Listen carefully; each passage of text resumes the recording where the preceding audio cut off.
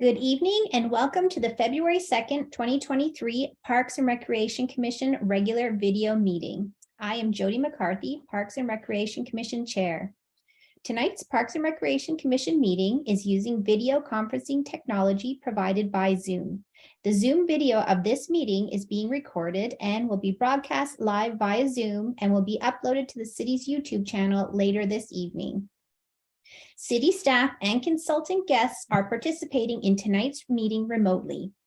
Other public audience members are listening to the meeting by telephone or via the internet. Additionally, the city has opened up the community center to provide public space for viewing and participating in the meeting. Welcome to all and thank you for joining us tonight. Commissioners, please turn on your microphones. Will the city staff please call the roll? Thank you, Chair. Chair McCarthy. Here. Vice Chair Strutt. Here. Commissioner Cohen. Here. Commissioner Burstein. Here. Commissioner Markson. Commissioner Westberg. Commissioner Hay. Here. Thank you, Chair. City staff, is there anyone who has signed up for appearances that wishes to address the commission? Yes, Chair. We have 6 public appearances planned for tonight. Okay, thank you. Individuals wishing to speak live during the appearances portion of our meeting may do so by telephone, via Zoom, or in person at Mercer Island Community and Event Center, provided, however, they registered their desire to speak with the city admin staff by 4 p.m. today. Our city admin staff will call on you by name or telephone number when it is your turn to speak. This is the opportunity for anyone to speak to the Parks and Recreation Commission. All remarks will be addressed to the commission as a whole and not to individual commission or staff members. If any person makes personal, impertinent, or slanderous remarks, or who becomes boisterous, threatening, or personally abusive while addressing the commission, I will request that that person leave the meeting. When it is your turn to address the commission, be sure to speak audibly and state your name for the record. Your comments will be limited to 3 minutes. I will provide you with a 10-second warning when your time is about to expire. City staff, please admit the first speaker. Yes, Chair. Thank you. Y.L. Chan.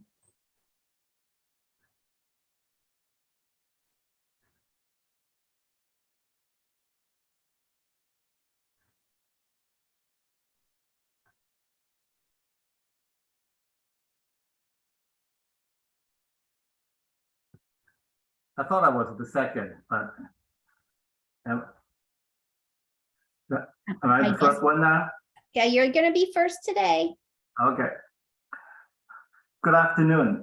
I live on the west side of Island Crest Park. As we discuss how the bikers impose safety issues on the park, I would like to take a step backward to talk about the purposes of BSA and the park. The purpose of BSA is to provide mountain bikers with an area for activities and challenging their skills. Well, then we don't have to build BSA. It's right there in Island Crest Park. What I meant is having a west access to BSA is an invitation for the bikers to the park. When we talk about safety improvements, we are basically talking about risk management. When we invite mountain bikers into the park, hiker safety is definitely at risk. What are the odds of someone getting hurt? I don't know. But I know one accident is one too many. Now, what is the purpose of Island Crest Park? It is a nature conservation, a place where hikers get back to nature without having to worry about safety issues inflicted by humans. Often when I yield to a biker, I felt my walk was spoiled and the purpose of the park is destroyed. So man-made machine conflicts with nature conservation. So I request the committee consider removing the PSA west access. And all bikers are required to dismount when using the park. So I'm one of the best beneficiary for both parks because I have grandkids and I take that walk every day. So I hope the committee will maintain the purpose and separate the purposes of the two areas and enhance its value and then preserve its value. Thank you. Thank you.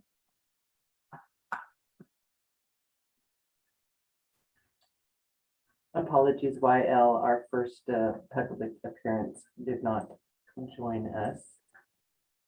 I am now moving over Jennifer Vincent.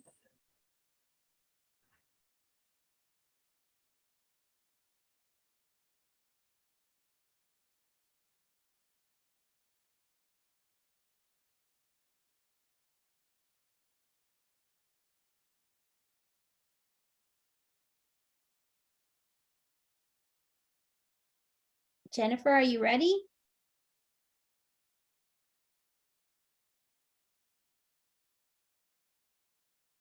You're on mute. Jennifer, you're on mute.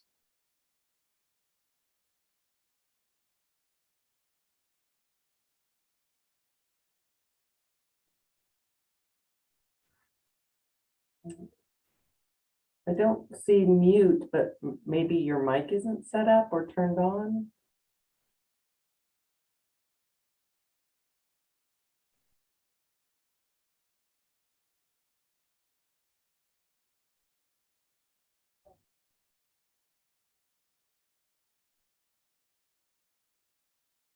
Now, We can hear you now.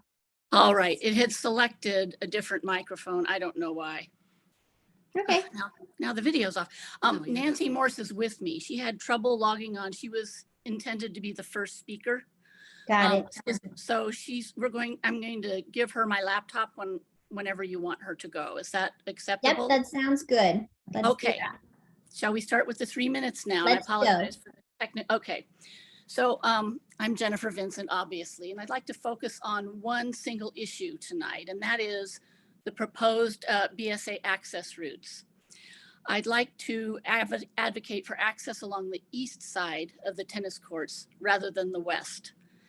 My rationale is as follows. The proposed access to the west of the tennis courts is co-located with the trailhead of the central trail in the park, which heads downhill south-southwest from the tennis courts. Per the Washington Trails Association website, there is a roughly 150-foot elevation change from top to bottom. This trail sees regular use. It is the main drag in the park woodland. In addition to the elevation change, there is a blind curve, perhaps 50 to 75 feet down from the trailhead, and at its base, the trail narrows to almost single file, slightly elevated over a waterway and drainage culvert. It is easy to pick up speed on this downhill trail. The majority of cyclists are considerate, modulating speed and alerting pedestrians of their approach. However, this is not always the case, and regular walkers have regular brushes with speeding cyclists. The greater mass and velocity of the cyclist compared to the walker creates a disparity in momentum, a critical factor in collision-related injuries. And a cyclist going downhill can multiply that disparity manyfold with just a small increase in speed. Of course, bicyclists have equal rights to use the trails as pedestrians do. However, installation of a specific bike skills area will inherently increase the number of riders in the immediate area. Even a modest increase in bicyclists on the trail will raise the absolute number, even if the percentage is low, of hazardous riders. Should BSA access be co-located with this central trailhead west of the tennis courts, common sense dictates such placement will particularly invite increased bicycle traffic on the central downhill trail. For this reason, I am persuaded, and hope you will be as well, that BSA access is best located to the east of the tennis courts. Thank you. Thank you. All right, Nancy, Thank you. Sorry for the technical difficulties, but we good always evening. get it. Yep. Good evening, commissioners. Thank you again for volunteering your time for our Mercer Island Community Parks. My name is Nancy Hyatt Morse, and we live on the corner of 84th Avenue and 57th Street, due west of Island Crest Park. Both yesterday and today, I walked through the proposed entrances to the bike skills area, both on the east and west sides of the tennis court. Please eliminate the entrance on the west side of the tennis courts.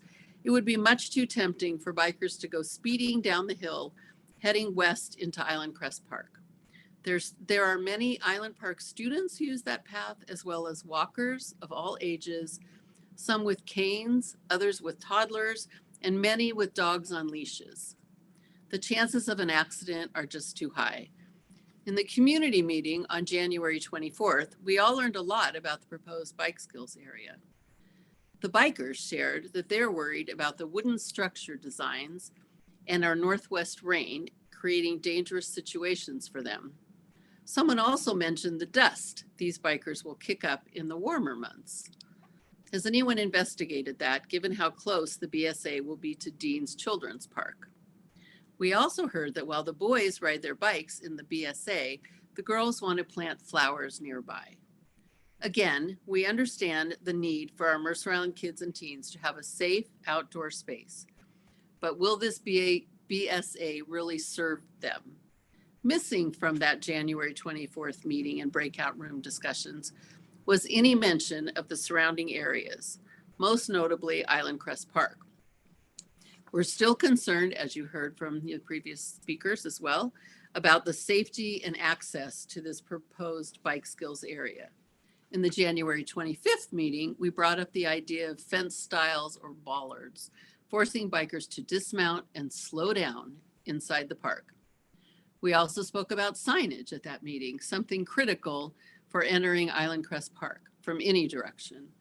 Where are the commissioners on that topic? What about the environmental impact? We understand that you're focusing on the BSA for now, but please remember to include the surrounding areas in your discussion and budget of our taxpayer dollars.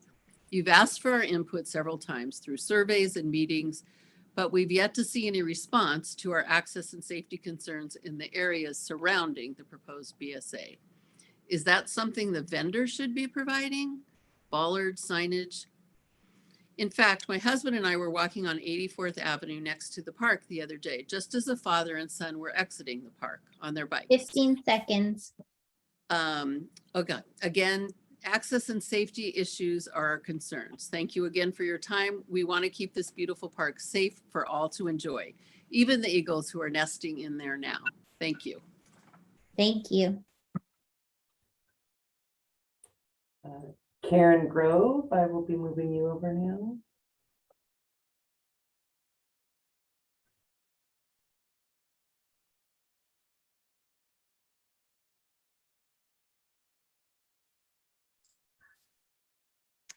Good evening.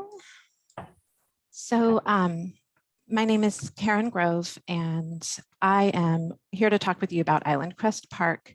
Many of us have spoken to you on multiple occasions about our concerns for Island Crest Park. We went in person at Dean's Park. We took 2 surveys, attended a Zoom meeting. Island Crest Park, for those of you who aren't super familiar with it, it surrounds the BSA. It's filled with trails and hills and nature and a lot of walkers. And my neighbors and I have spoken up, and I also hear others tonight on this call with very similar concerns about how the BSA is going to impact Island Park. And to date, the city and their consultant have made 0 modifications to the proposed designs. That they're just not addressing these concerns about Island Park at all. And to restate, those concerns are safety for existing multiple users of Island Park, children, seniors, people with dogs on leashes. It's very concerning that you are adding mountain bikers to these enticing trails without making investments in safety. I would like to ask you to require the city and their consultant to put modifications into the design to address these concerns for Island Park. This would be a scope increase and it may require budget reallocation, but it's irresponsible of you not to address this obvious consequence of the BSA project. Please direct the consultant to add bollards that force bikers to dismount and remount when they enter Island Park. For example, at the tennis courts and maybe locations along 84th or just at the south of Island Park. The reason to dismount and remount is to serve as a clear differentiation in behavior between the BSA for bikers and the multi-user trails in Island Park. They have very different purpose and users. Signs would also be nice, and I know they're less expensive, but signage is not sufficient for safety. I want to say myself, my friends, and also the others speaking tonight, we are supporting the bikers in their request for a BSA. And I want to say this is super different how we're approaching this than the community on the north of the island did. But we ask you to please similarly respect our requests just because we've been civil with you. I also want to state that the biker community appears to have preferential access to the city compared to us in the public. I've noticed that they're receiving advanced copies of the revised designs and they get to comment on them in advance of the public. They appear to have a very cozy and possibly inappropriate relationship with a specific council member. The public is receiving information more slowly and has less access to the sources of power and budget, but it's our money. We voted for you in the council, not on the rec committee, but in the council, and we voted for the parks levy. This is not treating us the same, and it looks like insider access. And honestly, people are starting to get pretty upset about you not responding to our repeated respectful requests that you address Island Park. And I urge you to treat us all with respect and direct your consultant to address the issues in Island Park. Thank you. Thank you. Our fifth public appearance is not in the queue, so Brian Shires, I'll be moving you over now.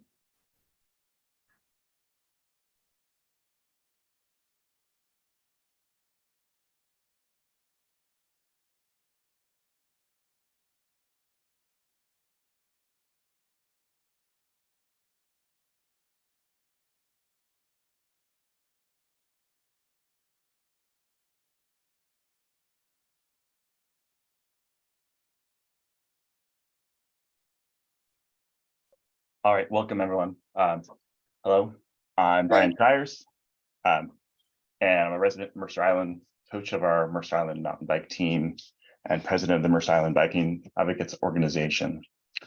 I'm sharing feedback from our local mountain biking community on the revised design, which is published on the city website. Thank you first and foremost for keeping this process moving, providing surveys and meetings to get the community feedback. First, the demand is high for a local biking opportunity and wide support existing community. This is evident. Our own Mercer Island mountain biking team is continues to increase in size, not just boys, but also girls. We have 6 girls, I'm happy to report, riding with us this spring. And don't forget that 972 supporters signed a petition to keep the bike skills area open, showing broad support for bike skills in the community. I asked that the commission approve the bike skills area design in Dean's Children Park. Overall, the bike community is very excited with the progress in the park design. Design teams incorporated many recommendations to improve safety, improve the overall flow. Thank you for listening. We do have recommendations to continue to refine the design as the process moves forward. Our recommendations include the access, which has been talked about tonight. The bike community actually feels that the west side is a better and safer access point of the tennis courts. And the reason for that is kids will be coming up the trail. And why would you force them into the parking lot? So we can avoid people being in the parking lot. We also secondly feel that an additional entrance from Island Crest Way direct to the bike area would provide the safest access opportunity for riders coming from the east side of the island. From a trail design perspective, lots of improvements already, reducing the number of wooden features. We still think that can go a little further by replacing features 11 and 13 with dirt burns in the design. Next is trail signage. Fully support signage, sets clear user expectations for everyone, a simple language. I believe that signage needs to be applied in the BSA and the surrounding areas to ensure consistent understanding of trail usage and awareness for all users. And then trail sustainability, ensure the features in the park remain rideable for the best part of the year. year round if possible. We need to consider having a well established maintenance program. And in responding, one of the contention points I know is the trail as it exits to 84th at 59th. We've looked at that, believe that a safe way to approach that could be actually a simple reroute that takes the trail more parallel to the road, improves sightline visibility, doesn't have a steep exit, and also have the added benefit of being ADA compliant, letting strollers be able to walk there, just a different consideration. Thanks to the Mercer Island Parks and Recreation Commission for your continued efforts to find a solution to reopen the bike skills area. Time's up, Brian. Thank you. Thank you. Chair, that was our final public appearance that's in the queue. Thank you. Okay. The first item on the agenda is the department report and updates. Welcome, Recreation Manager Ryan Daly. Good evening, Parks and Recreation Commission. Allow me to share my screen real quickly. Right, let me know when that is showing up. Anything? Did that show up, Chair McCarthy? Yes, I can Okay. see it. Perfect. All right, so first off, community center up and running. I talked about this last meeting, but our updated hours for 2023 opening at 9 a.m. I do want to highlight here just all of the activities that we are doing at the community center. Lots of drop-in opportunities as noted below. Pickleball, badminton, volleyball, basketball, billiards, Xbox, board games, the list goes on and on. Lots of opportunities to come in and utilize the facility.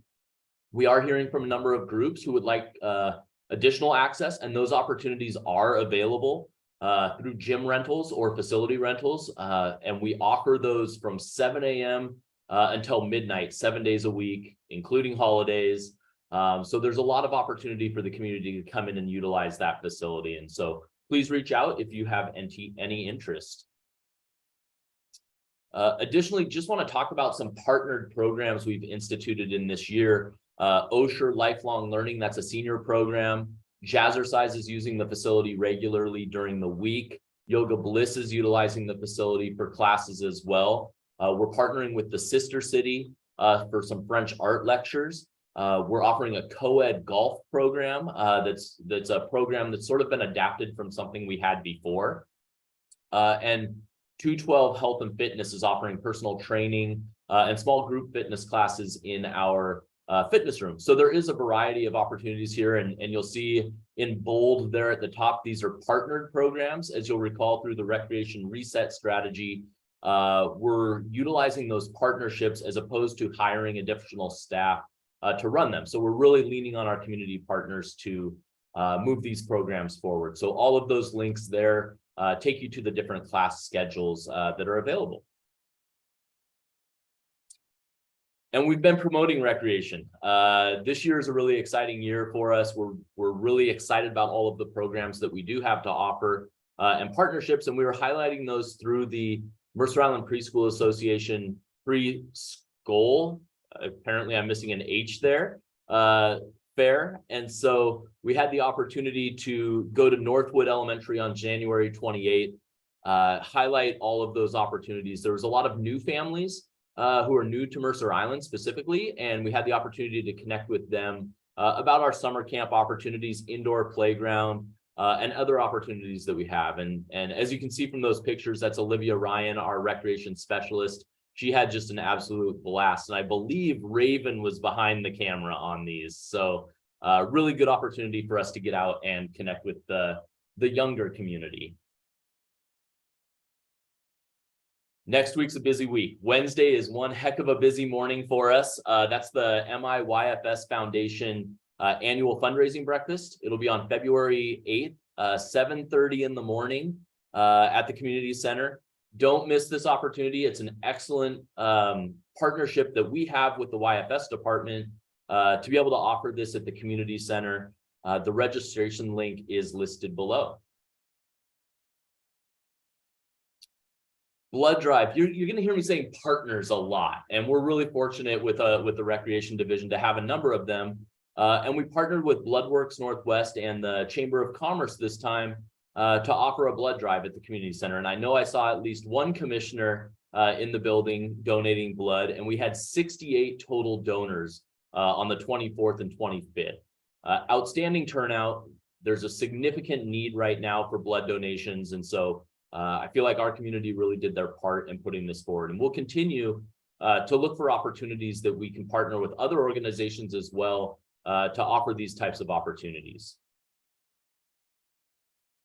Island lanterns. Wow. We had given out about 150 lanterns at the community center on January 28th in the course of about 2 hours and 45 minutes. So it was an hour and 45 minutes, I should say.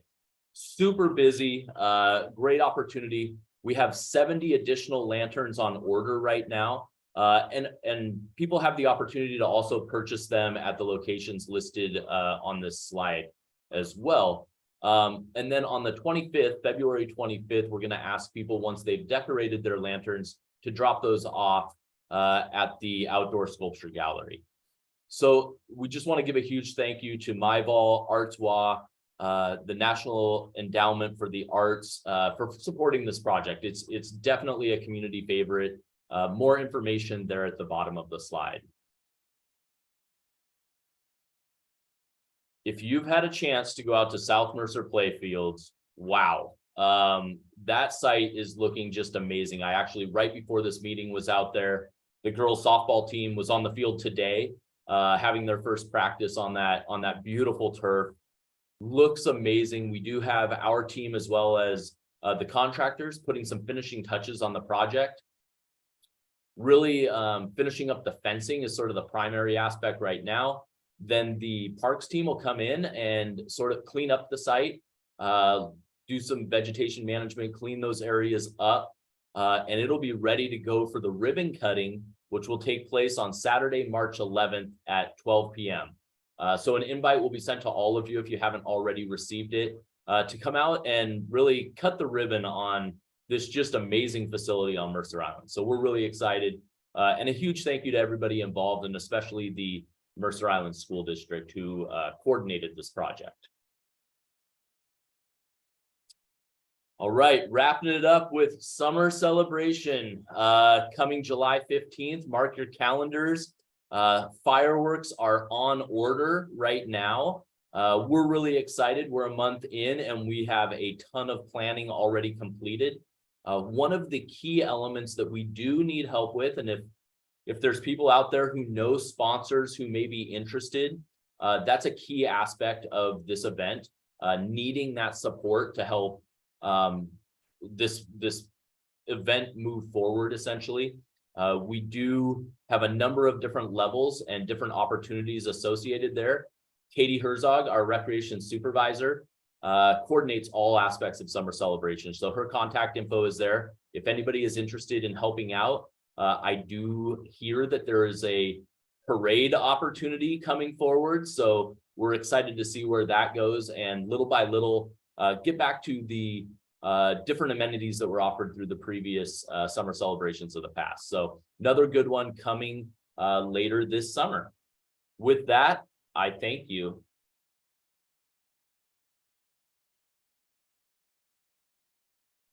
Thank you for that, Ryan. That was nice and fast, the way we like it, but action-packed. Okay. The next item of regular business is to review and consider approving the minutes from the January 5th, 2023 meeting. Commissioners, may I have a motion to approve the minutes of the January 5th, 2023 meeting? So moved. All right, is there a second? Second. Okay, there's a motion by Commissioner Hay and a second by Vice Chair Struck. Commissioners, does anyone have any questions or comments before we vote on the minutes? Okay, commissioners, please turn on your microphones, and will the city staff please conduct a roll call vote? Thank you, Chair. Chair McCarthy, Yes. Vice Chair Struck, Aye. Commissioner Cohen, Aye. Commissioner Burstein, Aye. Commissioner Markson, Commissioner Westberg, Commissioner Hay. Aye. Thank All you. right, so the motion passes and the minutes are approved. The third item is the 2023 capital improvement projects update, and we welcome Jason Kintner, Chief of Operations, Clint Morris, Capital Division Manager, Sarah Bluvis, Capital Improvement Project Manager, and Paul West, Capital Improvement Project Manager. Good evening, commissioners. Thanks for having us here tonight. My name is Paul West, and I'm going to just run the slideshow that Sarah and I are going to be presenting. So let me share my screen. And share. Okay, can you see my, can you see the title slide? I can see it. Great. All right, so the purpose of this report is just to give commissioners an overview of the capital projects that are going to be operating this year, and so that you have some base knowledge of them. It's not intended to be super in-depth, but we're happy to discuss them at the end of the short presentation. So with that, I will go into the slides. We're going to cover a little bit of background on this capital project program, and then we'll highlight 9 of the capital projects for this year, and then open it up for discussion. The Public Works Department is in charge of capital projects. On the 23-24 budget, we have 23 park, recreation, open space, and trails projects. Most of those came out of the PROS plan, but a few of them, like the BSA specifically, were not in the PROS plan. There are 2 project managers, Sarah and myself, and 1 supervisor, who's Clint, who handle these projects for the capital division. Except for the open space, trails, and minor capital projects are handled by the operations division. This is the project list. This is not 23 projects because there are some projects that for the biennium that start in 2024. I'll also point out that some of the projects that start in 2023 continue in 2024, or some of the projects that are in 2023 actually have been ongoing from previous years. So now we're going to just jump right into the highlighted projects. And this first one you're all very familiar with is the Aubrey Davis Trail safety improvements. We are in the process of completing design and constructing the trail this year. We hope that the construction will be completed by the end of the year or in the second quarter of 2024, depending on when we're able to go out to bid. Budgets for this biennium is $385,000. And the issue we are having right now, as you know, is completing 30% design, and that is requiring us to look at that intersection where the roundabout has been proposed.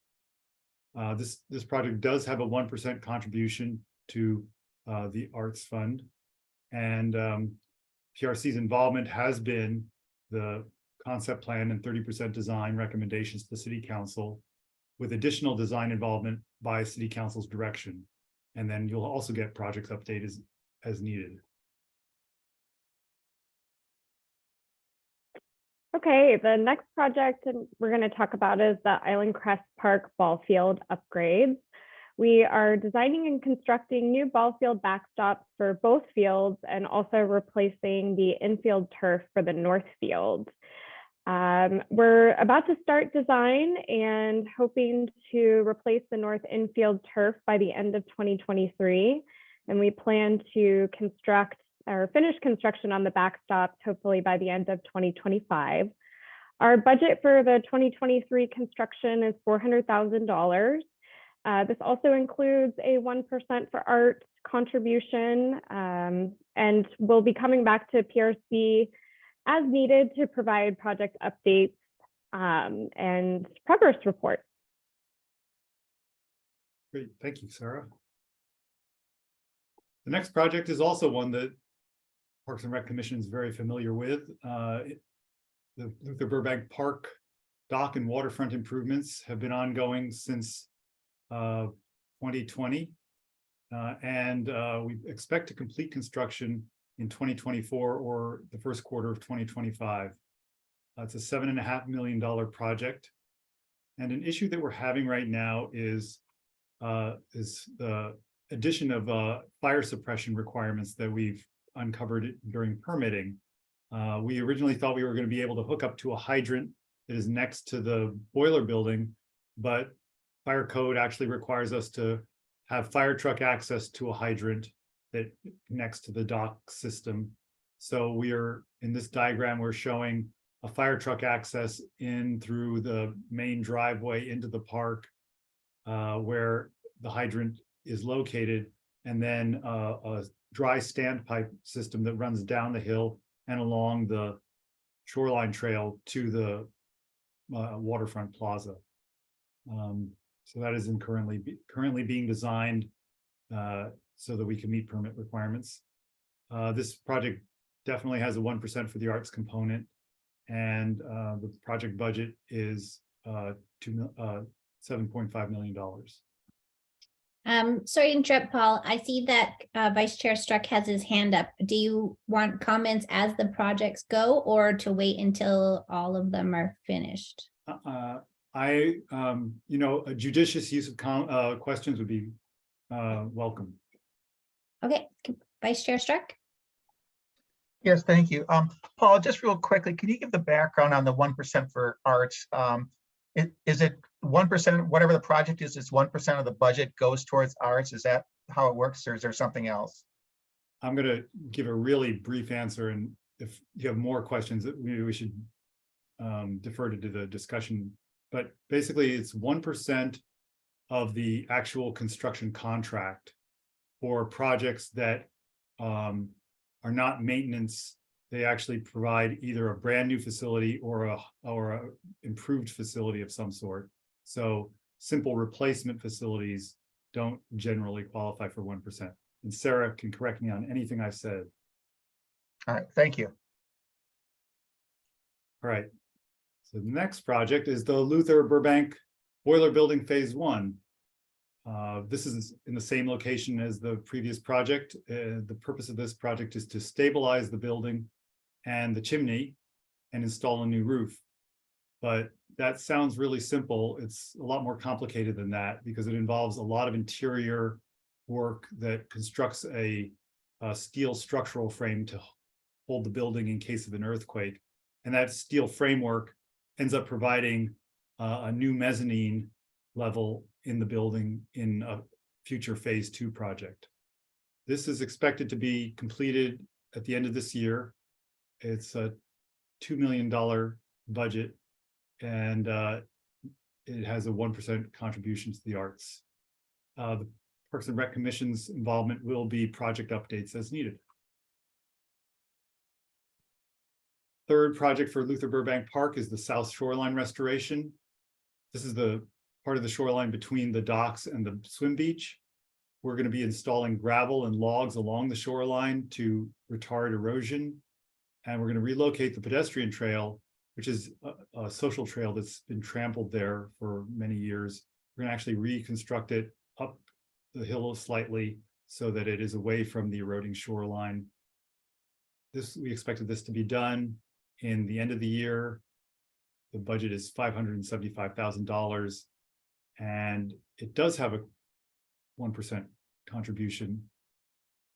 The Parks and Rec Commission's involvement will be project updates as needed. Jody, Don Cohen, I had a question on that one for Paul. Okay. Paul, Don Cohen, is this the trail that you were commenting on about the fire suppression pipe going along that? Is it that trail that you're learning you might have to have something there? Is that the one you're talking about? No, the trail that the pipe is going to be buried under is the one to the north of the boiler building, the one that goes to the dog park. Okay, thank you. Okay, and I'm going to talk about our last Luther Burbank Park project highlight. This is the tennis court renovation and pickleball conversion. This project is to repave and resurface the tennis courts at Luther with pickleball as a primary use. You may recall that this is a grant-funded project. We received funding from King County Parks. And one issue or sort of element we still need to resolve is whether or not to continue this as a shared use facility with pickleball and tennis courts, or convert it solely to a pickleball facility. So that's a discussion that we'll have at an upcoming meeting with the PRC, and then we'll also come back to you with project updates as needed. The total budget for this project is $545,000, and we're aiming to complete construction by the second quarter of 2024, maybe a phased construction with some starting near the end of this year. And this project also includes a small 1% for the arts contribution. Sarah, I had somebody ask me about this project, Mhm. and they were wondering if there's going to be work to redirect the roots at all, so that it doesn't continue to have the roots lift the pavement. So we are doing, I think, a complete repaving overlay. So that should include dealing with some of the issues that have caused the cracks and other issues. One thing that I also forgot to mention with this project is some ADA improvements to improve access to the facility. So we'll also be constructing that as part of this. Thank you. Right. Okay, next one, Dean's Children's Park Playground partial replacement. And Commissioner Hay, I know you had sent in several questions related to this one. Hopefully we'll be able to answer some of those questions right now. And then I know Jason is also on the call, and we can dig a little deeper during the discussion. But this is a partial replacement of some of the equipment. It's to replace the castle and the swings and climbing rock near the entrance to the play area, kind of by the dragon. Other playground equipment replacements are slated for an out year in the CIP. The other equipment on the site was installed, I believe, in 2012, and playground equipment has about a lifespan of 25 years. So we're going to tackle these replacements first, and then look at those other replacements in an out year. Goal is to design this year and construct by 2024, and we have a construction budget of $226,000. Again, this will include 1% for the art contribution, and we envision PRC involvement will be design involvement per the City Council's direction, as well as project updates as needed.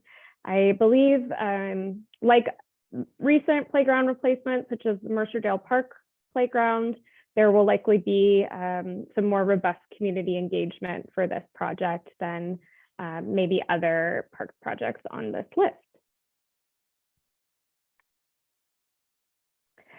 Clark and Groveland Beach Joint Master Plan. This is an exciting planning process that we'll undertake this year to develop a joint master plan to guide the capital projects for both of these waterfront parks.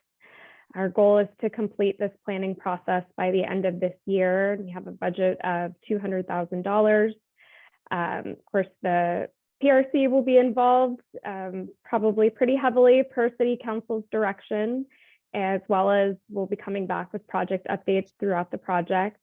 Plans don't generate any 1% for art contribution, but it's important to note that these projects or this plan may result in capital projects that have future 1% contributions as well. Okay, I see that Commissioner Hay has her hand up. Thanks. I think that Commissioner Cohen might have had his hand up first. He's had his hand up for a long time. Sorry, mine was not a real one. Oh, got it. Okay. So my question, going back to the Dean's playground replacement, you answered most of my questions. One of them being the community engagement and what that would look like. I just wanted to note that this is kind of the only park on the south end for kids. So this is a major park that I think community engagement would be really important at this site. The other question I had which wasn't answered, was regarding the budget and how the recent levy funding would come into play for this playground replacement and others. I see Jason came on, so I will let him answer that one. Sure, Jason Kidner, Chief of Operations. So this playground will utilize levy funds to complete the replacement for it. The budget number did change from the pros plan. So the picture you see here is the castle. I believe this was installed 2004, maybe early 2005. The only reason I know that's because that's when I started with the city, and this is one of the first projects I worked on. The other playgrounds here in this park were installed 2012. So the budget number did slightly change from the pros plan. My memory serves me correct. I believe there's a possibility that one of the smaller playground features has space limitations and may not be replaced along with this castle. I don't know which one that is. I have to go back to my notes. I didn't have a chance to do it today, but that's my recollection on why that number slightly changed from the pros plan. That happens. The scope changes a little bit as we do our budget development every 2 years as part of the capital program. We'll go back through and look and see what feature that possibly is, but the main structure here is the castle and the climbing rock, and I believe the swings are included in this specific project. So I know at Dean's there's sort of a hodgepodge, perhaps quite a few little different play elements there, and so we'd have to go back and look at the specifics of which one that may be that was perhaps struck from this replacement. As far as the funding goes, so Commissioner Hay, you brought up the fact that we have just over $400,000 from levy funds being generated for playground replacements. We smoothed the cost of the playground replacements that were identified as part of the levy over the cost of the lifespan of the levy. So you have playgrounds sort of ranged obviously in size and costs, and so you're going to have some playgrounds that cost less than that $400,000 per year, and some that are going to cost more. Something like the Luther Burbank Park Playground obviously is a much larger structure, will be more costly to replace. So when we developed the levy funds or the levy rates, it was to replace all those playgrounds over the lifespan of the levy. And so it's going to vary a little bit from playground to playground in terms of the overall cost, but the levy funds will be used to replace these playgrounds. Great, thanks. That's really helpful. And just one follow-up question I had in my email from earlier this week. I was still wondering if you can speak to how this playground replacement and the next playground replacement, which is the other portion of Dean's and the BSA, how that will kind of all coordinate, because there was some information in the agenda packet which would indicate that this playground replacement would happen in coordination with the BSA. There were two different completion dates listed for the construction. So I was wondering if there is going to be any coordination between the replacements and the BSA, or if they're going to be treated separately. Good question. So right now, as we get into the BSA, we're anticipating construction will happen later this year. I'm anticipating that the public engagement component of this playground structure will happen at or near the same time, so that they can be coordinated. There are two different areas of the facility, and so the construction cycle will differ between the two, unless we can miraculously find a way to get this playground replaced sooner than that, or perhaps the BSA slows down to coordinate. But at this point in time, the construction schedule will be different, but the engagement component, making sure the two projects overlap and are connected in terms of how they're designed, how they feed, how they interact with each other, will be coordinated this year. So hopefully that helps. The construction schedules are anticipated to be slightly different, but the engagement component will be harmonious. That's great. Thanks, Jason. And that is a perfect segue to our last project highlight, which is the bike skills area. You all are incredibly familiar and engaged with this project. As a reminder, we have a little over $300,000 that was approved for construction, hoping to construct later this year. And we will be discussing this project more tonight. So I will leave it at that and I think open it up for questions.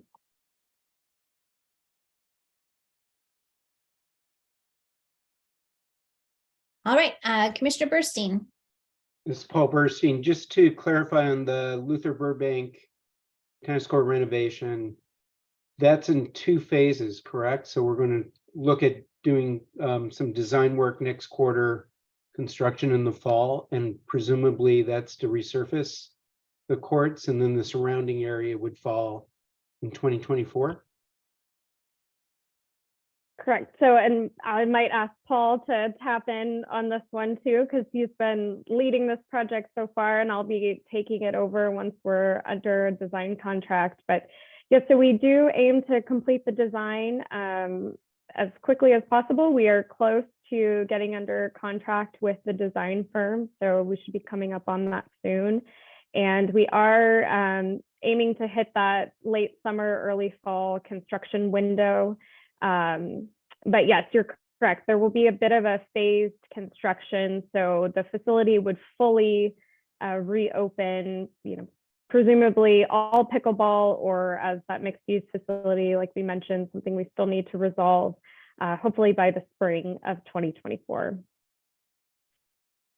I'll just add that the way that it's conceived of right now is that it would probably be open in the fall of 2023, but without the surfacing. There's a technical component to this, that the asphalt needs to weather before you can put the surfacing on it. And so we're going to let it weather. We'll actually do temporary striping and let it weather over the winter. It'll be usable, but it'll just be black asphalt with white striping. And then in the spring, it'll get the full acrylic surfacing. Thank you. All right, does anybody else have any other questions about our projects? It's an exciting list.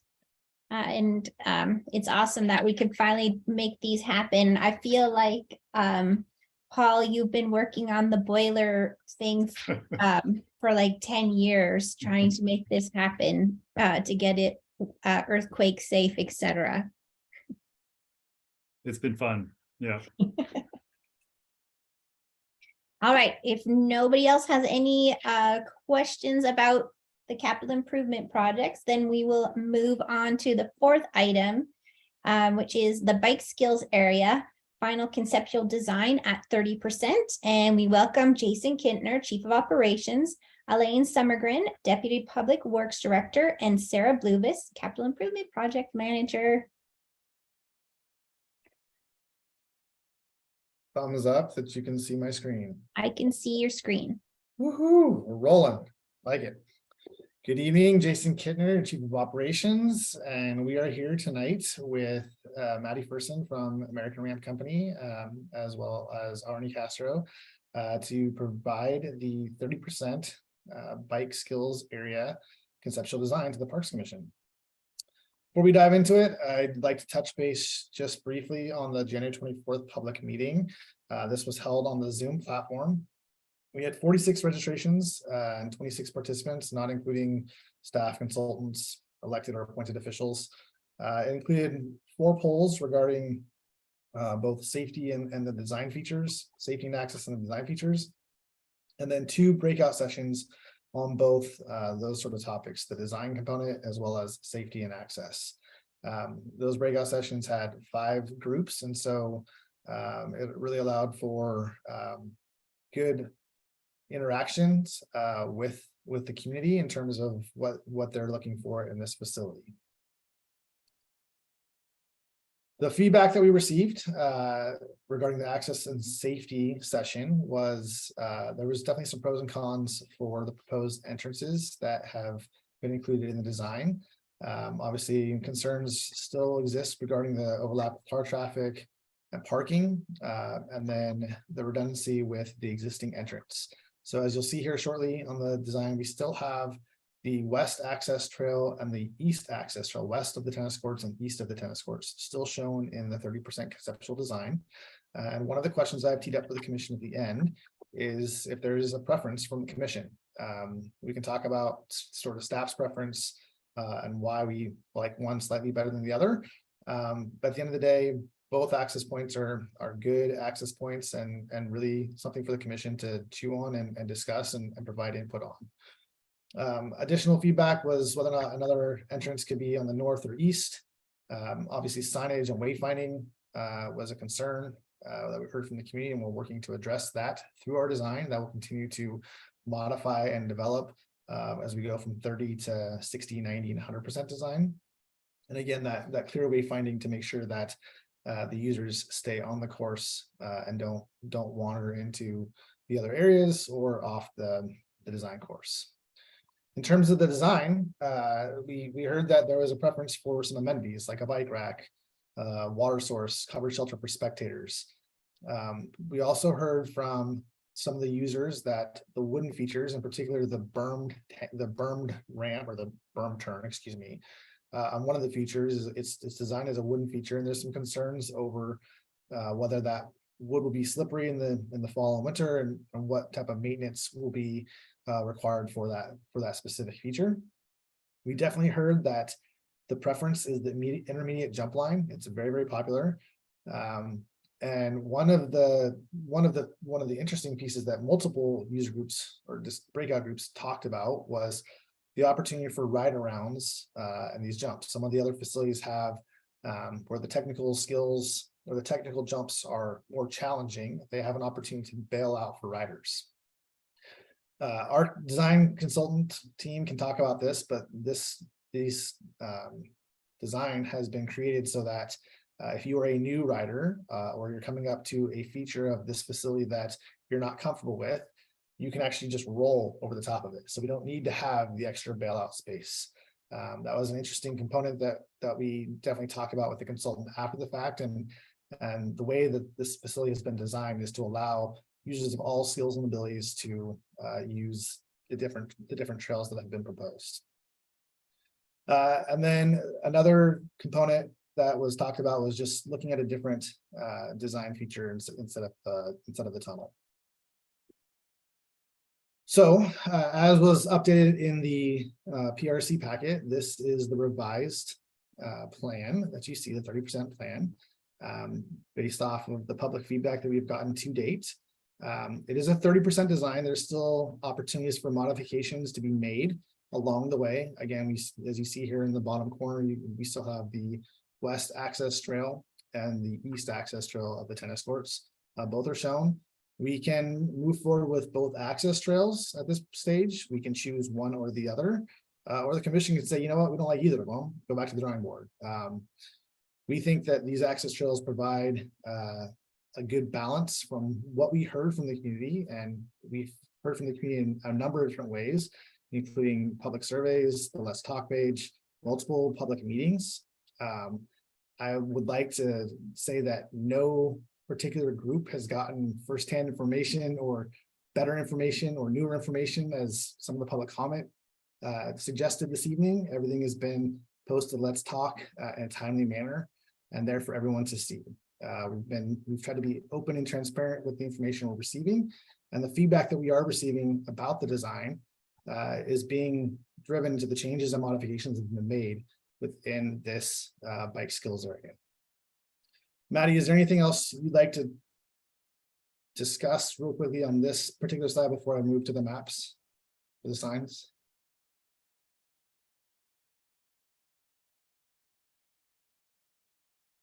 I can't hear her. Maddie, we're not able to hear you.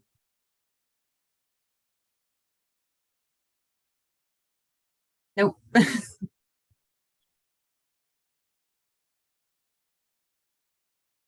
I see that Councilmember Reynolds has his hand up, Jason.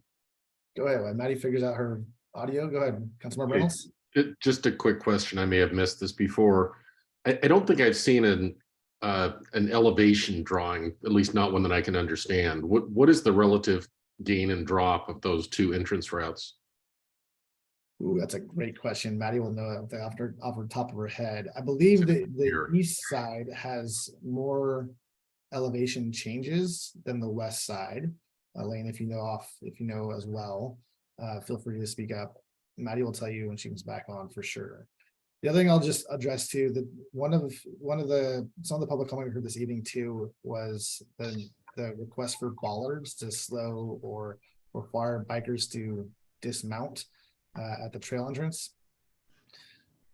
In the parks world, we don't like fixed objects in the middle of trails. Engineers don't like fixed objects in the middle of trails that provide the potential or opportunity for people to collide with them in the middle of the trail system.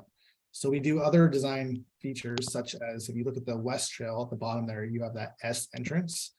They use different material types. They change the course of the trail to slow riders. So it still addresses the same concern. It slows the drivers upon entering the facility without putting a fixed object in the middle of the trail where it could be a potential hazard.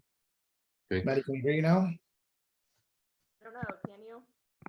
There you go. You're very faint though, so you might have to like lean forward. Okay, I will yell into my microphone, sorry. Okay, so Jason, just real quick, what I wanted to show as far as what changed from last month when we presented, the features within the bike park themselves have not changed, but we did hear comments about wanting a bike rack, a fix-it station, benches, things like that. So you'll see the dots and the color coordination as to what those proposed amenities are. We also added the gate between the children's playground and the bike park so parents can easily access both if needed. So those are really the main changes aside from what Jason was telling you with the proposed entrance locations. And I think Jason was getting into having the fixed features to slow down bikers, but we've proposed here to create more of like an S entrance, which will naturally slow you down on your bike because you're taking tight turns. We've also proposed widening that shared about 30-foot of access trail, I believe, is how much shared trail there will be. So we propose widening that to allow for better flow and then creating those tight turns once you get onto the bike trail to slow down riders. I'll also just note before moving to the next slide, I believe it's feature 13 is the berm turn, correct, Maddie? Correct. So we've left the wooden berm turn in this design at this stage, but the consultant team and staff recognize that that will require additional conversations with the users. That's something we want to talk about further. It was very enlightening to hear from the users and the specific, as we entered the community meeting, it was concerns over the wood features. And then as we got into the individual groups, it came out that it was actually this specific feature, the berm turn, that they have some concerns over. So before we just struck it from the design, we definitely wanted to follow up in a smaller group format that we plan on doing as we move through the rest of this design. And the same can go with the requests over the signs and what's on the signs. We've definitely heard from some of the neighbors in terms of what they'd like to see on the signage around the park. And that's something that we will talk about with a handful of those residents that participate in these public meetings to engage with them to make sure that their needs and concerns are being heard and that the signage is appropriate and that they are aware of what's going on there. So speaking of signage, this is the sign program or the sign layout as proposed by American Ramp Company for this facility as well. Finally, I think it's important to really highlight the fact that we are integrating restoration into this area.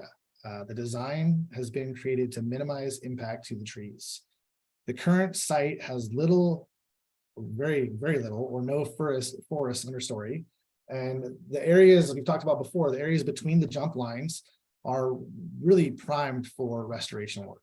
So following the course construction, our restoration team will be working to start the restoration efforts to enhance this area, including soil improvement and plant installation. Our focus will be on low-growing shrubs to preserve those sightlines through the bike skills area and still allow the visibility within the bike skills area, but really try and embrace that feel of being in the forest, which is what an important feature of both you know, the users of the bike skills area as well as the users of the open space have voice. So as you know, we rely on our restoration events from the community to help with these restoration events in our parks, and there will be a lot of opportunities for mulching and maintaining vegetation in this area as we move forward as well. But I just want to make sure that the community knows that we are integrating restoration into this area, and this area will be enhanced with restoration efforts as well. It's not just a bike skills area. Thanks. So- So sorry, before you keep going, Jason, I was wondering if Maddie could answer Councilmember Reynolds' question about the elevation change on the two trails. Thank you. I can go back to that slide too, Maddie. There you go. Yes, so Arnie is actually opening up the file right now. He just told me the west side has a 6-foot elevation change, but it's very slight. Can I ask 2 quick follow-up questions? Yes. Very quick. Okay, very quick. The first one is, I didn't understand the public comment because they seem to be implying that this trail was one that would have, the west trail would have pedestrian conflict. Is this an extant trail, or were they referring to something else after people leave the park? So Councilmember Reynolds, they're actually, if you, I don't know if my screen is blocking it, but at the very bottom here, the southwest corner of the tennis courts, there's about a 30-foot connector trail from the parking lot to this new access trail that will be a shared use trail. And so that is the concern, that mixing zone is the concern that we are hearing from residents. And there's an opportunity to widen that trail in this area to make sure that we have suitable space for all users. But this is the area that the public comment was referring to, was this spur trail. And at the last meeting, we had talked about keeping those trails separate. Is that just not viable for some reason? When you get to the access trail, it does separate, but there is, at the very beginning, they are shared.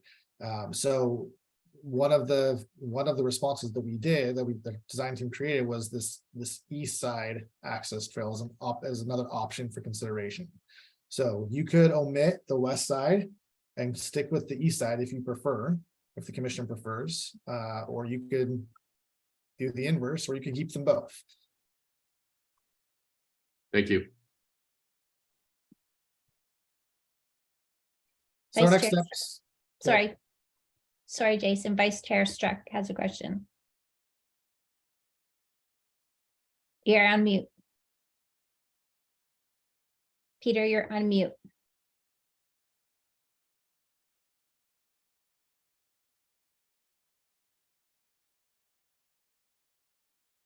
Sorry, I was on mute. So I have another question on the kind of the design, but Jason, are you done with all your slides? Just about. Let me just. Yeah, why don't you finish? Perfect. I can finish this and I can go back to the design slide so everyone can see it. So our 30% design is now complete. We are going to present the 30% design to the city council on March 7th. So the commission may choose to recommend the 30% design to the council, or you may choose to take another path this evening if you so choose. But regardless, we will be in front of the council on the 7th providing this update. So real quickly, the questions we have for the commission tonight is, do you have a preference on the location of those access trails, the west or the east side of the tennis courts? As I mentioned before, we anticipate working with the user groups regarding the trail management, wooden features, and other small design elements. Those neighbor groups includes the mountain bike, the Mercer mountain bike team, the Evergreen Mountain Bike Alliance, and neighbors that have voice concerns over the safety and the signage. But they will be in smaller sort of one-off settings focused on some specific design elements. And then lastly, we're looking for commission feedback on the updated 30% design. And with that, I will stop sharing other than to go back to this slide, because I'm assuming this is what you want to talk to. Hey, Jason, really quick. I did get a 3D concept for my team about 45 minutes ago. It's about 90% complete, but I'd be happy to share my screen if desired. Yeah, that sounds like it would be great to see that. Go ahead, Maddie.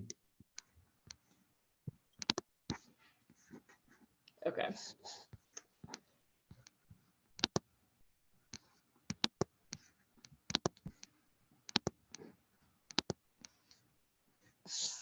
Okay, can everybody see that?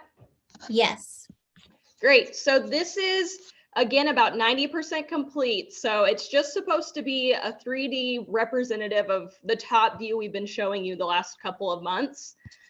Towards the top of the screen here, we haven't rendered the fence line in, and there's no playground equipment, and we don't really see that trail coming off the side. But I wanted you guys to see kind of how these features will look within the park. So when Jason's referring to jumps that you can roll over, there's no gap in between here. So users can roll safely over this jump if they don't want to catch air. Same with this intermediate line, there's no gaps. So, or excuse me, beginner line, no gaps. So users can just ride right over this feature until they get more comfortable and want to go faster and get more air. You can also see kind of where the trail splits, and there's some rollers, and there's the jump down, and there will be a step up feature down here. But I just wanted to share this because I think sometimes it helps you visualize what the bike park will actually look like as opposed to just a top view drawing. I think that's really helpful to see the elevation changes a little bit better. Thank you.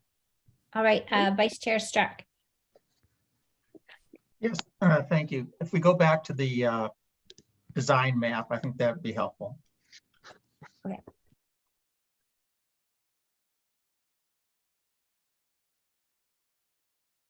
One second, gotta get it all squared away here.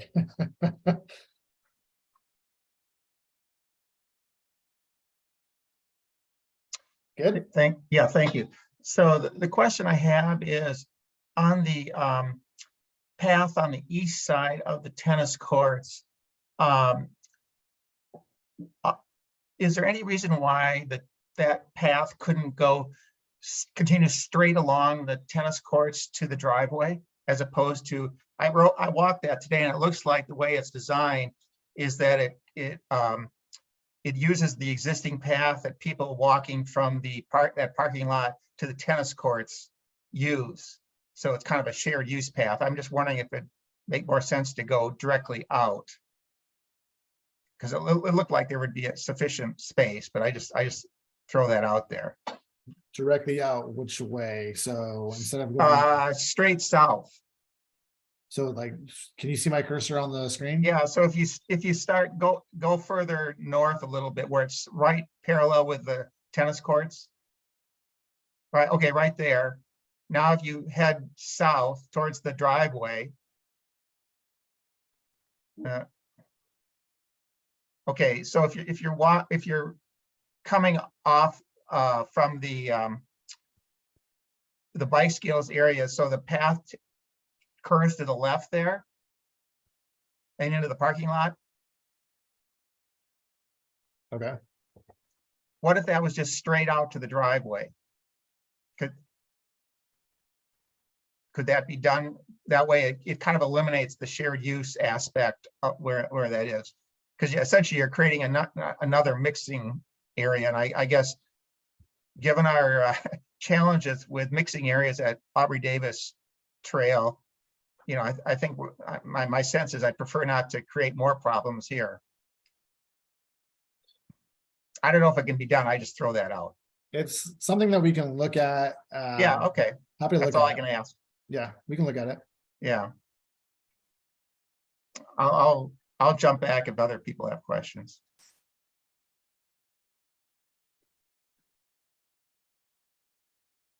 Commissioner Burstein? So as we move to a 60% design, is it possible to bring back access coming off Island Crest Way to the north by the elementary school? We certainly could. That was one of the modifications or changes that we made based off the feedback that we heard from the community. And there was some concerns raised about that access point. So we actually pulled it from the design. It's something that we can certainly add back in if the commission would like to see that.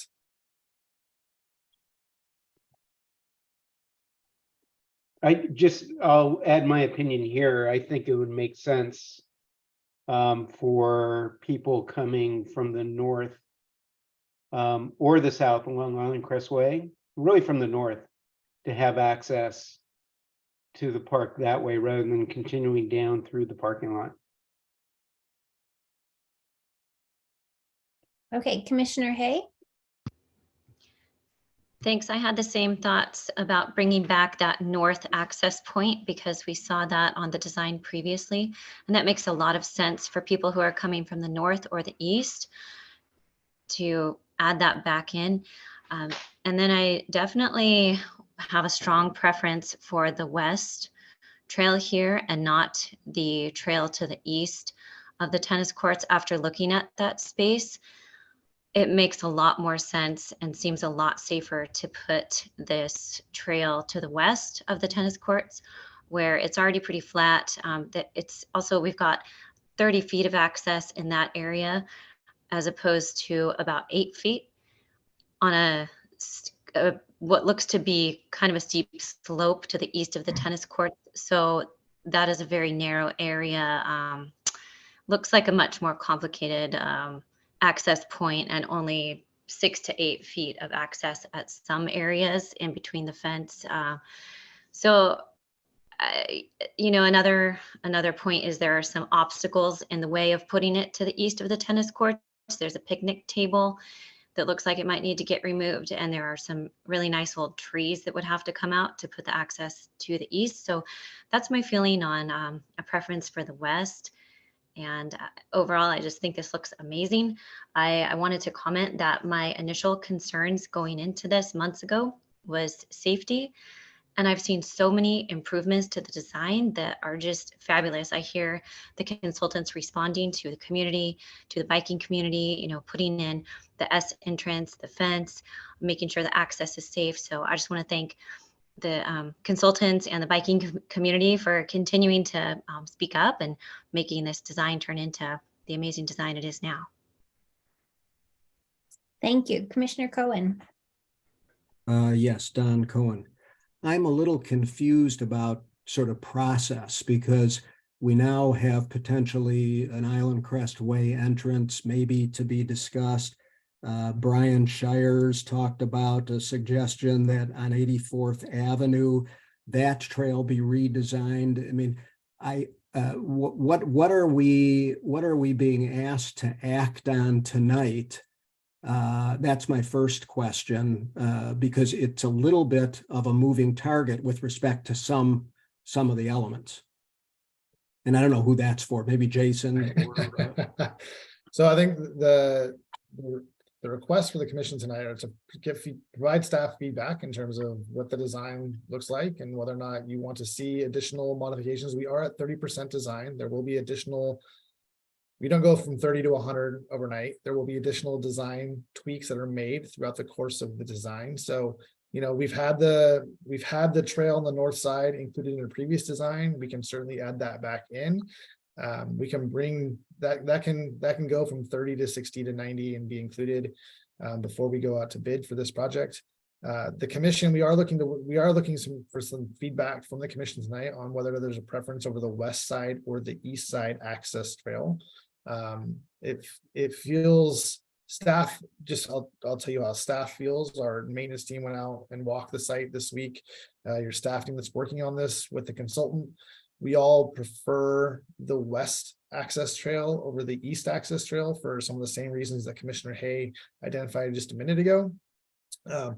Is it a deal breaker for your staff and your team maintenance teams? No, absolutely not. It really is both access trails work from a functionality standpoint for us. And so it really comes down to a preference. So if the commission has a preference over the west or the east side access trail, getting that feedback tonight would be helpful because that takes one more piece out of consideration as we move this design forward. The 84th trail that was brought up this evening that hasn't been on the radar. And so I think what we want to stay is within what you're seeing here and what has been proposed previously, which has been that the North Trail has been included in previous designs. And so that's something for consideration that's easy to add back into this fold. Can I ask a follow-up question or make a few comments, Jody? Yep, quickly. Yeah, this done. Well, it may not be real quick, okay? I'll do it as fast as I can. if the access trail is not a do or die issue to staff and the consultants, then I think it should be limited to the easternmost one. It's one of the few things that we've heard community members be very vocal about for, pretty good reason. It's not a do or die issue. I won't try to restate what we've heard and from several different people, but I don't see if it's a little easier going that way. It apparently isn't enough of a safety concern that staff and the consultants are thinking that it's a do or die issue. I think we need to be responsive to some of the community concerns here. And I think if anything is approved, I think it ought to be subject to using the East Trail rather than the West Trail, and ought to be conditioned on specific modifications to take into account these safety concerns, signage and so forth over between the BSA and 84th Street, so that the community members don't have to rely on, well, Jason said that that's going to be taken into account with community input. I'm not saying that Jason's lying, but I think that they are entitled to something in writing that at least makes that point very specifically. Thank you. Oh, I had one other, I'll come back after. I had one other, slightly unrelated point. Okay, Vice Chair Struck. Yes, thank you. Kind of follow up on Don. I mean, my preference would also be for the east side. I guess I proposed at last meeting, so perhaps that's not a surprise. But as I today walked those areas and tried to kind of tick off, what are the objectives? Safety, minimal damage to the environment, et cetera, et cetera. At least where I came out, and others can obviously differ, but I just think that the east side provides that and much better. And I just think that the intensity of use that's going to be generated, because I think what we're going to get is a lot more usage of this, because I suspect that once the Puget Sound area realizes, well, now there's a professionally designed bike scales area on Mercer Island, we're going to see a lot of an increase. I don't know how much, but clearly it'll be an increase in traffic there. And again, a lot of those people will say, oh, well, let's go, ride Island Crest Park now. And I think that was what some of the neighborhood was saying, is what they're concerned about as well. So I think we can try to minimize that issue by sticking with the east side trail or entrance as opposed to the west side. Thank you. Thank you. I want to weigh in. I personally prefer the west side. I think that it makes a lot more sense than trying to make something skinny up between the two fences, between the tennis courts and the playground. Commissioner Hay? Yeah, I had a question for either Jason or anybody, I guess.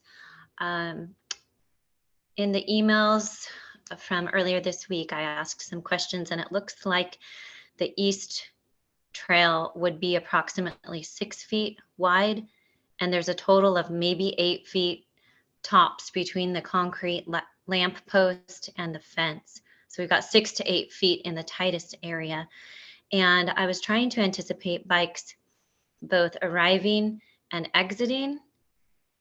And if we have bikes going in both directions and we only have 6 feet of trail, I'm thinking when I'm riding a bike, it's a couple feet across, at least 2 to 3 feet just across the handlebars, right? So would it be logistically possible to have a bike coming and going on this trail at the same time if it's only 6 feet wide? I'm just thinking out the process of having bikes going back and forth and if it would even be possible. Maddie, you want to take that one? Yeah, that's a great question. So yes, it would be possible, but yeah, bikers would have to be cautious, and there would be signage indicating it's a two-way trail. So bikers are aware that, there could be oncoming traffic, but yes, it is possible for two bikers to share that path at the same time.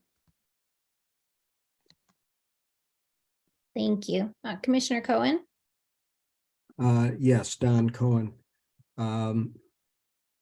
I guess I just don't understand, but reasonable minds can differ. The temptation of riders, if it's just the west, or if there's the west access trail, the temptation of riders to go off down the steep area there, as we heard before, is going to be pretty, I would think, pretty significant. But that's not the other point I wanted to make is I appreciated Jason's comment that nobody was receiving any information before anybody else, because I would be unaware of that and would be concerned. And I assume that he was speaking not just for himself individually, but that it's practice and it is true for all staff and consultants that nobody is receiving information or having questions responded to before anybody else. So I appreciated that comment, and I'm going to assume that that's the case unless Jason says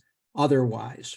No, that is correct. And I will also say, I'll just take this opportunity to say, for the last public meeting, we actually heard the commission's request, and Commissioner Cohen, your request in particular, to expand our radius to our outreach. And so we actually expanded our postcards to a 700-foot radius versus the 500. And as again, for the commission's recollection, usually we're 300-foot radius. So we more than doubled it for that last public meeting as well. So we have done our best to be as transparent with everyone and give everyone equal and the same information at the same time. And that speaks for myself as well as our entire team.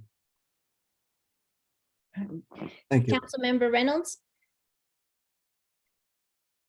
Yeah, Jason or Maddie, I wonder if you can just comment coming back to the trail width question. My understanding is that WashDOT recommends a 10-foot trail width with 12 preferred. I'm assuming that since this is a city park, they have no jurisdiction here, so no ability to enforce that. Is that true? And B, wouldn't we still view that as kind of best practice? Correct on both elements. However, there is, by having a more, I'll use this in sort of residential street language as well. So oftentimes we get speeding requests on streets. One of the tools in the tool belt for our transportation engineers is actually look at the width of the roadway, the road deck. And sometimes you put in different alignments to narrow that down, because if you have a more narrowed space, it tends to slow traffic in those particular areas. The same application can be used here on these access trails. And so we did hear from the community that they don't want riders coming in at high speeds. And so the trail width is, one, by design to try and keep speeds at a slower rate as they access the facility. And two, we're being mindful of the environmental impact, right? And so although the WashDOT standard is a larger, wider trail, in this particular case, it has some other value, and a more narrow trail is suitable here. That makes sense. Thank you. Okay, so, Commissioner Burstein. This is Paul Burstein. So two quick questions.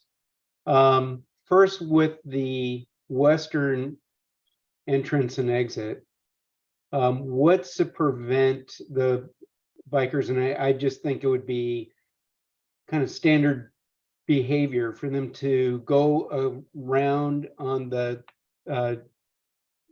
surface area around the tennis court and then down the western slope that we've been debating whether or not that's going to have too much shared access. So I just question whether or not we're arguing about something that might happen no matter what, as people go to leave the park through the west side. And the second question is, along the western trail, what are we doing to protect? Is it only going to be signage to prevent bikers from just going down the hill from there?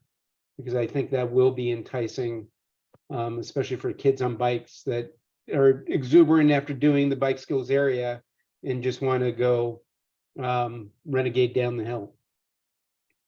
Good questions. Signage will definitely be a key component of that. It's, different trail surfacing is something we're looking at. Again, that's a different look, a different feel, different riding environment is something that can be looked at.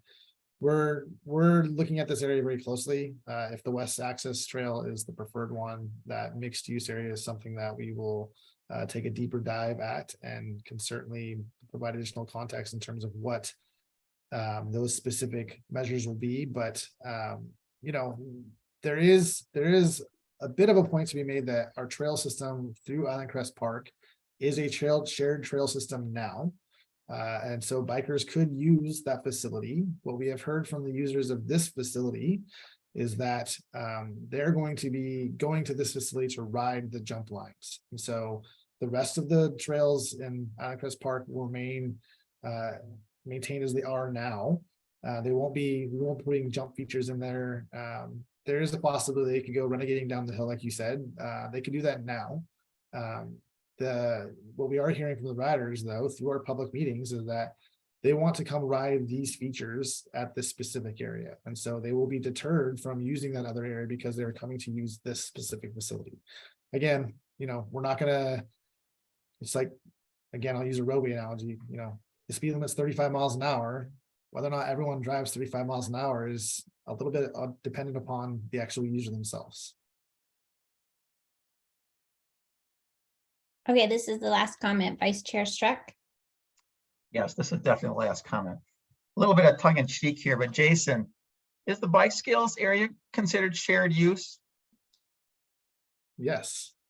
So pedestrians could say, you know what, because I saw that 3D version. That's a nice place to kind of walk, get a little exercise up and down. You can certainly walk it, I'm sure. Okay. It'll be signed for bikes. But you could be, as we've heard earlier, there's a spectator area that's being discussed and talked about. And so there will be spectators in and around the facility. It will be signed for a bike skills area. Again, the fence that's being proposed to just try and eliminate the potential for kids wandering into a facility where you have bikes riding a trail for a bike jump facility. But it will be signed specifically for a bike skills area. But if someone had to walk a dog through there because that's where they want to walk their dog, it will surely happen at some point in time. Okay, thank you. Okay, so commissioners, can I have a motion to approve the 30% design as presented and recommend it to the city council for approval?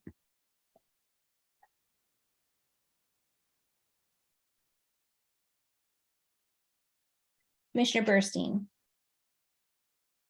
I'm ready to make that motion, but I wonder if we should first have a motion on whether or not we should have the western or eastern access point as part of that 30% design. Sure, or we can still say both, right? True, and just let Just that let be it determined in continue. the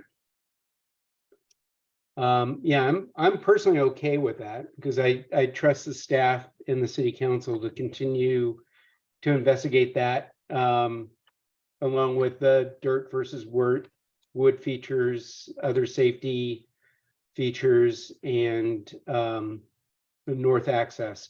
So with that, I will move that the Parks and Recreation Commission approve the bike skills area 30% design and recommend the city council proceed to the 60% phase design process. All right, Raven, sorry, do we have a second?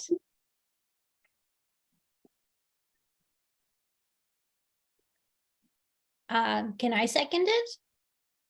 Is that allowed? I'm gonna second it. Raven, did you get that?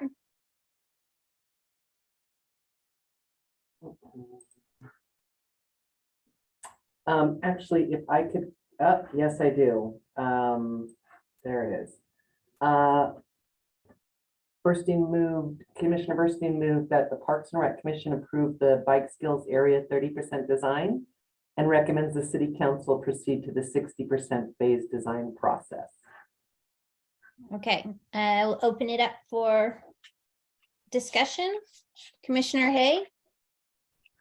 I just wanted to ask a question about what format the recommendation is going to the council in. Is it a memo like we've done in the past, or is it an email, or what does that look like?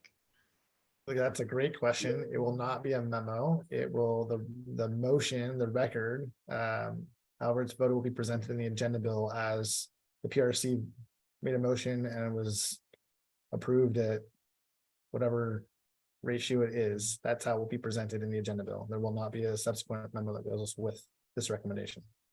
Got it. Thanks for that clarification. All right, any other questions or comments before we vote? All right. City staff, can you please call the roll? Thank you, Chair. Chair McCarthy, Aye. Vice Chair Struck, Nay. Vice Chair, Commissioner Cohen, Nay. Commissioner Burstein, Aye. Commissioner Markson, Commissioner Westberg, Commissioner Hay. Aye. All right, so the motion passed 3-2 with 2 absent. All right, okay. Do we want to have any other discussion on that, or we will move on to the 5th item? Commissioner Cohen? Oh, yes, thank you. I assume that when this is presented to the city council, that the vote would be indicated, that it wouldn't just say that the commission approved such and such. Absolutely. We will make sure the vote is reflected and the members that are absent are reflected as absent as well. Thank you.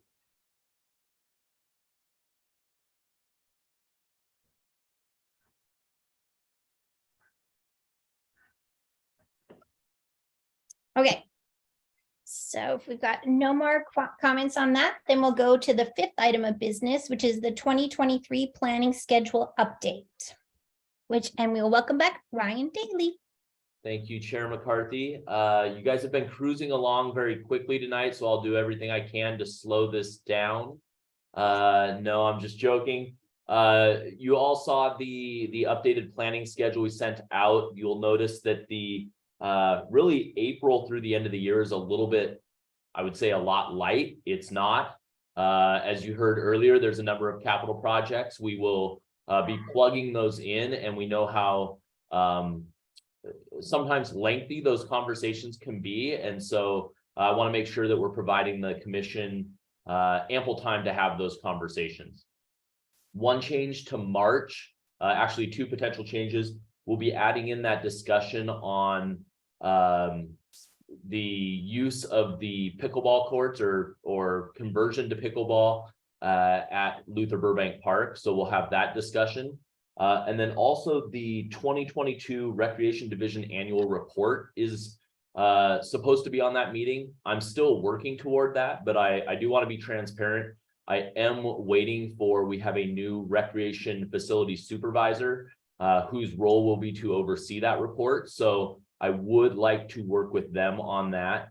So there is a potential that that will move to the April meeting, which currently doesn't have anything on it yet. So more to come. I don't want to take that division report off yet because we're sort of compiling that information now.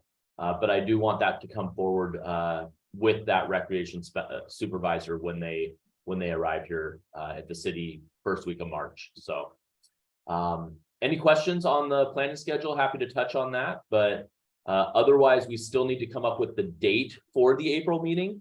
That falls on Passover currently, so we'll have that discussion in the next week or 2 with commission leadership. So with that, thank you. Thank you. All right, and back to my script. Our 6th item of business, I think, is commissioner reports and work plan updates. Does anybody have anything that they want to talk about? Vice Chair Struck. Yes, thank you. A week and a half or 2 weeks ago, there was a volunteer event at Luther Burbank, and I think 3 or 4 days before, I got on the website to sign up and it was already sold out. So first, congratulations to the 25 volunteers that beat me to the punch. And secondly, memo to self and to others, if you want to sign up for these volunteer events, get in early, because it appears that they're perhaps like Taylor Swift concerts. They sell out quick. Thank you. Thank you for that. Commissioner Cohen.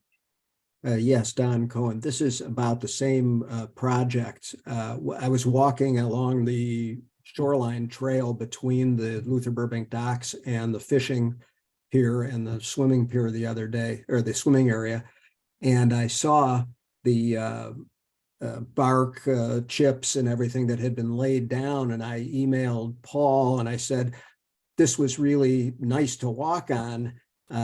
When did this happen? And he told me the same thing that Peter just said, that it had been an oversold event and everything. And he also was kind enough to explain what's good and bad about those wood chips, that they're for an interim use, they're great, but that they degrade and become mush over time. But I appreciated Paul, as well as the rest of staff, are always very responsive to my questions when I'm walking around. Thanks. Thank you. Commissioner Hay. Yeah, I just wanted to comment that over the weekend, I was at Luther Burbank Park and it was bright and clear and sunny and very cold. And the park was just full of kids enjoying the playground and the people playing pickleball at the tennis courts there. So every court was full, and it was nice to hear the pickleball kind of bouncing back and forth. It makes a nice background noise. And there were people signed up and waiting to play pickleball too. So the park was super busy. It was nice to see everybody out despite the chilly temperatures. Thank you for that. That's great to know. Does anybody else have anything that they want to comment on? If no, then I'm going to say that, as a reminder, the next regular Parks and Recreation Commission meeting is March 2nd, 2023 at 5 p.m. And the time now is 6:43. Look at us getting it done super fast. And the meeting is adjourned. However, as a reminder to commissioners, please stay seated until the city staff has terminated the Zoom broadcast. Good evening and stay safe and healthy.